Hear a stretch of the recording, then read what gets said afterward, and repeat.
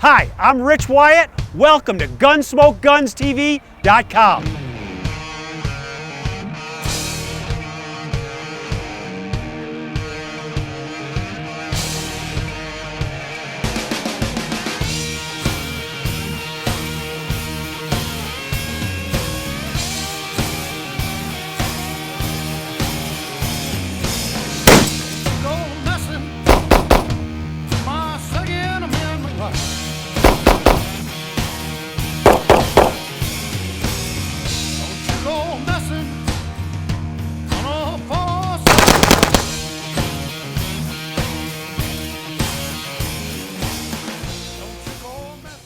Guys, we're here at the SHOT Show, as you know, and we couldn't be with two better women than Janelle and Lindy.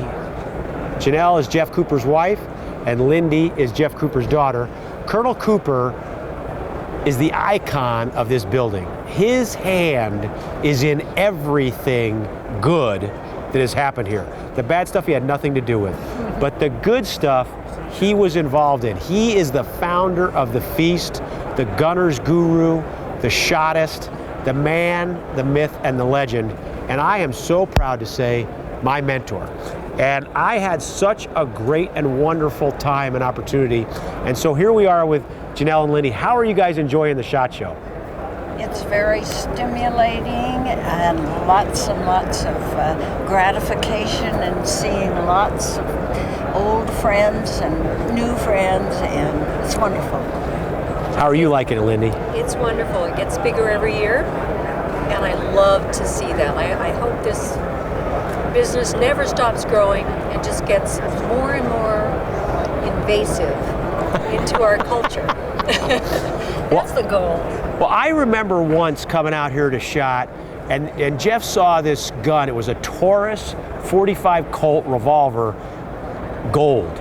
And he said, we were walking around, and he said, Rich, get me one of those guns. And I said, okay.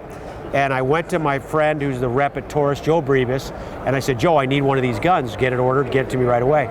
So it didn't come, and it didn't come, and it didn't come, and Jeff was on me, as you could imagine, right? Like, Rich, where's my gun? Where is it? Yeah, I said. I can do it now. What's your problem? So finally, Taurus admitted that they had trouble with the titanium coating that was on it, and there was only one of those guns in existence, and they weren't going to be able to make it. And so I said, okay, great. Well, I need that one, because Colonel Cooper said so, and he is on my butt about this. And it took a couple months, but we got the gun. I don't know if it's sitting down in the armory right now, or should be somewhere down there. I have no idea. Well, there is a story behind everything, every gun my dad ever had, and I don't know all the stories, and I should have been paying more attention. Well, thank you for paying attention. He didn't collect weapons to have a whole lot of them. He just collected the special ones, and they all have backgrounds, interesting tales to be told, but I've never been able to keep up with them. Well, I should come and do a history of them, because I do know them, and I've worked on a bunch of them, and you know, I was fortunate enough to do the trigger jobs on his Steyr Scouts, and worked on his 1911 that he carried, and you know, we had, you know, because you know me, I'm dying to know, and I would just dig in with him. You know, I was shocked by something that you guys are not shocked by, but that. Are you sure? No, but I would see people try to give the colonel a gun and have him go, oh, thank you, but no. He wouldn't take it for free. For free. No, and sometimes he would be given a weapon of some kind, and he'd say, thank you very much. Where's the closest museum so I can donate it? I remember here at SHOT, Steyr gave him a wonderful, beautiful nickel-plated, hand-painted Steyr with his logo and his name and the Red Rocks of Arizona. And the American flag. And the flag on it, and they handed him the gun, and he went, what am I going to do with this? I was not that bright back then, because now that I know more, I would have said, I'll take it. Yeah. You know, because everybody else did. but that one went to a good home. Yes, my husband. Your husband. Yes. And so that's really cool Yes. because that is a great gun.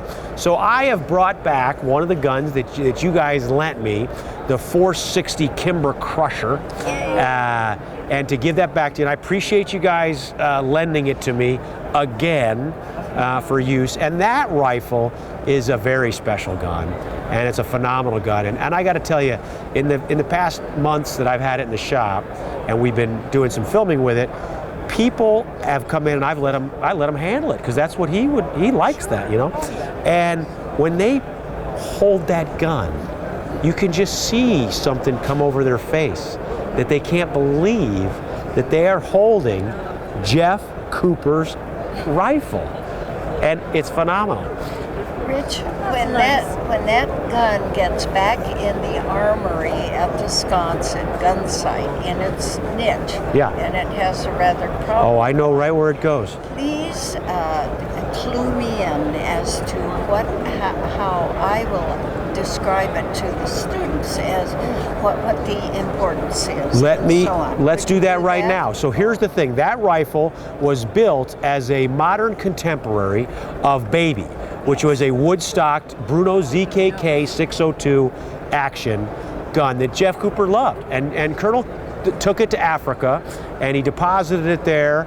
So every time he would go to hunt, because you guys went almost every other year, right? He would have that rifle there and not have to go through the rigmarole of bringing it back and forth. Well, so then his goal was, he always said, you don't need to own a heavy rifle. You don't need to own a heavy rifle, just borrow mine. So the very first trip I ever took to Africa was with you guys and of course the Colonel, and he said, Rich, take the 460 and shoot a buffalo. And I said, well, Colonel, several things. Number one, you said I shouldn't take you wrote you shouldn't take a buffalo on your first trip. And he said, I did, but I want you to do it. And I said, excellent. So I borrowed that rifle.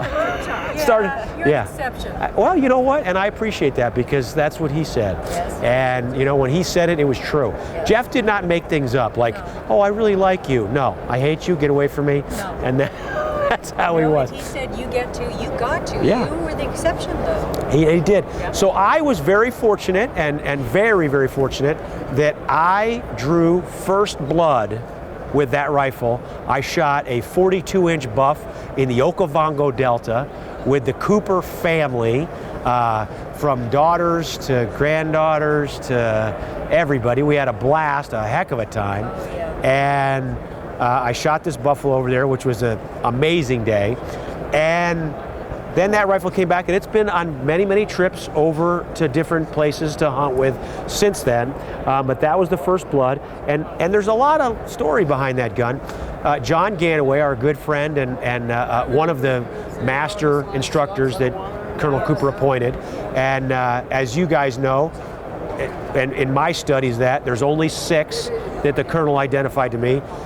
Dan Predovich, Tom Russell, John Ganaway, the late Louis Auerbach, Mike Weidlich, and myself. 6 guys. And, you know, Louis gone, and the Colonel sadly is gone. And Mike Weidlich and John Ganaway and Dan Predovich are pretty much retired from teaching. You're the child amongst them. Well, and yes, and Tom Russell. Me and Tom Russell. You're the babies. Yeah, so that was awesome. But this gun, John had borrowed it, John Ganaway, to do some loads, and somebody screwed up the barrel, and John snuck it out and had it fixed before Jeff ever knew what was going on. Because, you know, he would have given you that look of disgust that it was damaged. I don't know that. So, yeah. So I took it, and when I drove up from the sconce, it was around New Year's, we were down there, and I drove up back to Denver and had the rifle with me, and I took it to the range at Aurora PD and went to shoot it to start practicing. It didn't work. It wouldn't fire, and I had to fix it.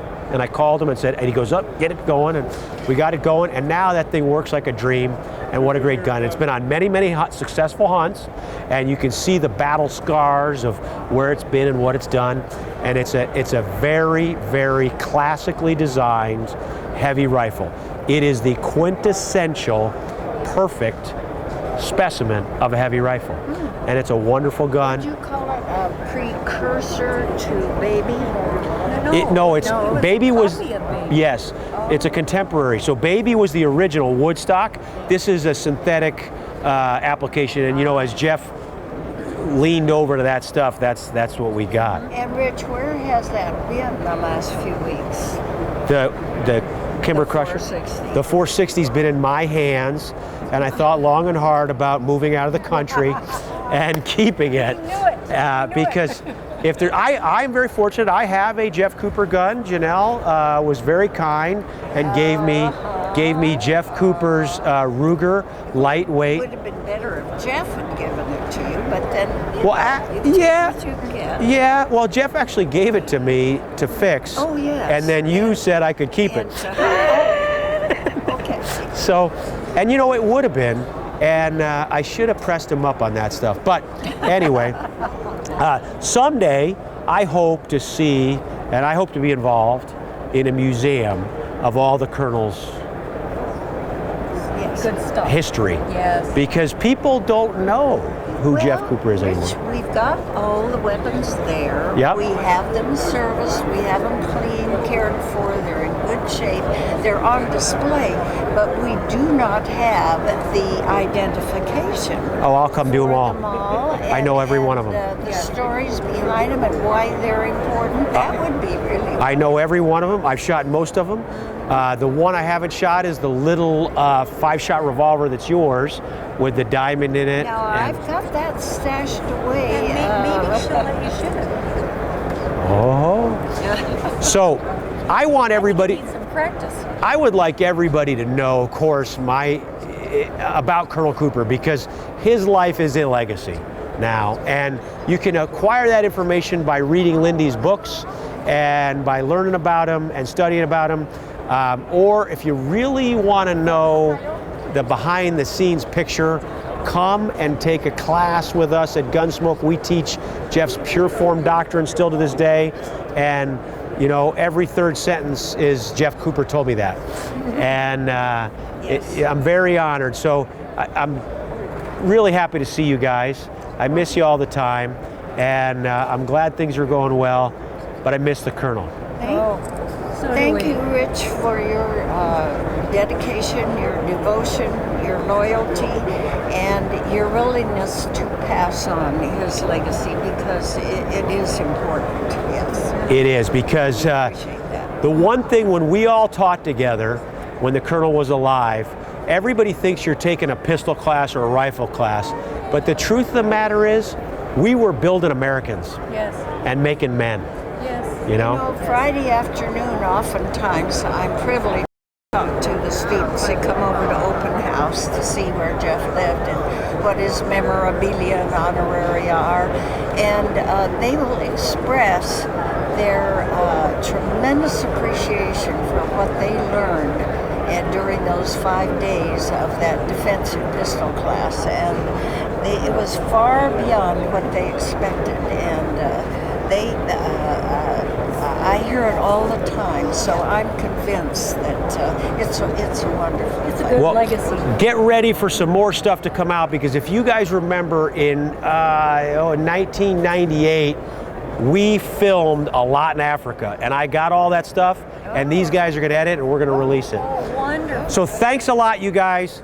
Here we go, back to see some other cool stuff at SHOT Show. Thanks for watching.